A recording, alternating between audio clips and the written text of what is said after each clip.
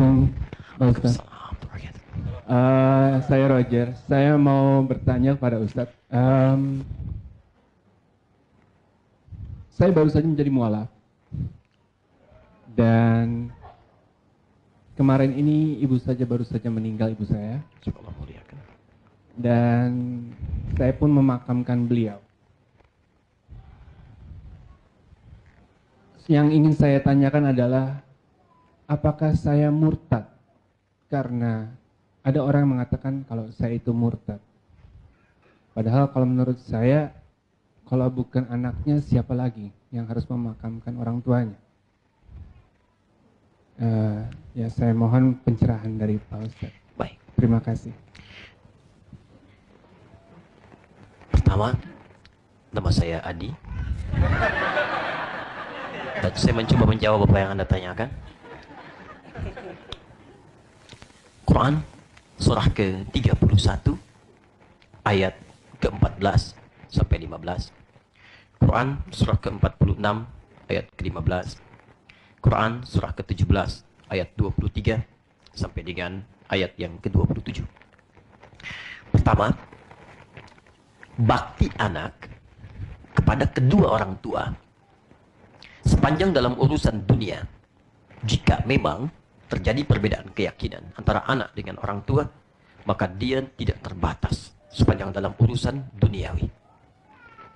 Bahkan dalam keadaan orang tua sudah sepuh pun, maka dilarang menyinggung perasaannya untuk sekedar berkata ah. Quran surah 17 ayat 23. Wa qadha rabbuka alla ta'budu illa iyyah wa bil walidaini ihsana.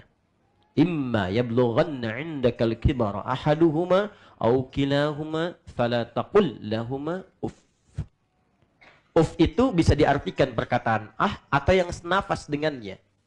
Sesuatu yang mengesankan gestur menolak. Saya bilang ah sih enggak, cuma nah, sama. Atau gestur yang tidak menyenangkan untuk menyinggung dia. Kaidah ini berlaku bagi yang muslim langsung otomatis. Bagaimana dengan non-muslim kalau orang tua masih ada dan sudah juga kedemikian sepuh, dalam kaidah dunia itu digunakan, masih berlaku hukumnya. Jadi kalau orang tua Anda butuh Anda, nak jemput mama ya, mama mau ke pasar. Anda katakan, ah mama, nggak boleh, dosa Anda. Betapa indahnya Al-Quran mengatakan Anda berdosa itu di hadapan Allah. Karena itu urusan dunia yang bakti Anda itu mesti dimaksimalkan. Tahu dari mana ayatnya? Quran surah ke-31 ayat ke-15. Wa in jahadaka 'ala an tusyrika bima laysa laka bihi 'ilmun fala tuti'huma wa shahibhuma fid dunya ma'rufa. Kalau urusan ibadah itu bisa berbeda. Ya, beliau ibadah di tempat lain, Anda di tempat lain. Jangan saling paksa kata Allah. Berikan toleransi. Tapi kalau dalam urusan dunia, berikan kemudian pelayanan terbaik dan niatkan karena Allah. Dan itu bisa jadi wasilah dakwah. Seperti ibunda seorang sahabat di masa lalu, di masa Nabi, mogok makan. Supaya anaknya balik lagi, masuk keyakinan semula. Mogok makan, konsultasi pada Nabi. Apa jawab Nabi? Respon dengan hal yang terbaik. Dia mogok makan, anaknya masakin makanan. Dibuatkan, diberikan kata-kata terbaik. Bukan berpisah. Apalagi mengungkapkan kalimat yang tidak menyenangkan. Nah, antar mama ke pasar ya. Gak mau ah, mama kafir.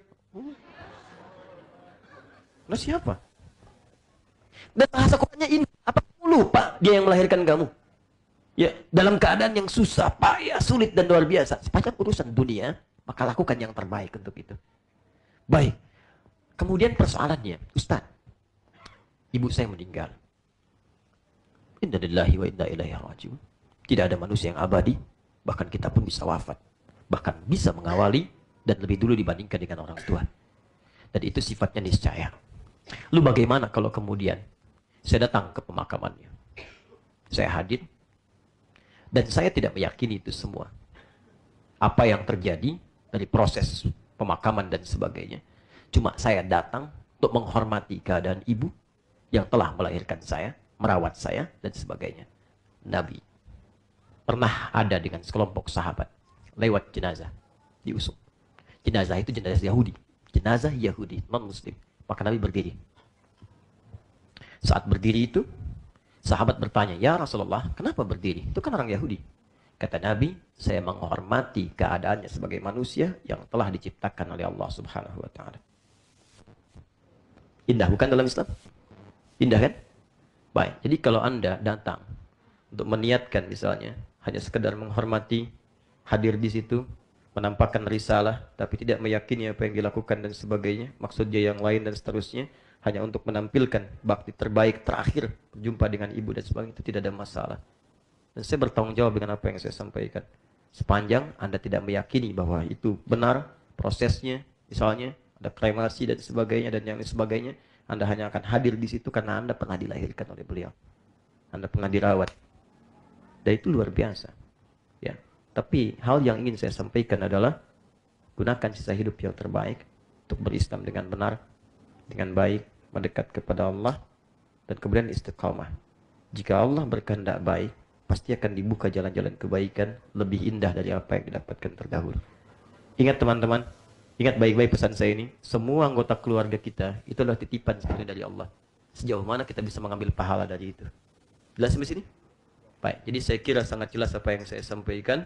Ingat, kalimat-kalimat kafir, murtad itu jangan mudah diucapkan dalam lisan kita. Murtad itu, apalagi kafir misalnya, itu tandanya jelas. Sepanjang belum jelas tandanya, tidak boleh diucapkan. Karena kata Nabi, kalimat itu akan mencari pemiliknya. Kalau dia mencari di bumi tidak ada, maka dia akan mencari ke langit.